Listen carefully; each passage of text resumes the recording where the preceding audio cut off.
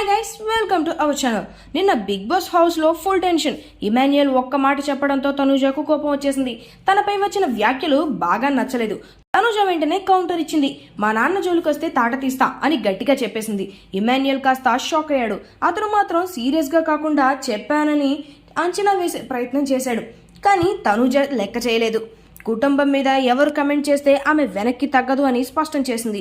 బర్నీ కూడా వెనక్కి తగ్గకుండా తనుజ పక్కన నిలిచాడు. హౌస్లో వాతావరణం ఒక్కసారిగా హాట్ అయింది. కొంతమంది మధ్యలోకి వచ్చి సర్దుబాటు చేయాలని ప్రయత్నించారు, కానీ ఆగ్రహం తగ్గలేదు.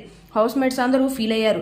ఎవరు పక్కన ఉంటారో చూడడం ఫన్నీగా మారింది. సోషల్ మీడియాలో కూడా ఈ సంఘటన చర్చ విషయంగా అయ్యింది. చాలా మంది కుటుంబం మీద మాటలు చెప్పడం తప్పు అని కమెంట్లు చేస్తున్నారు.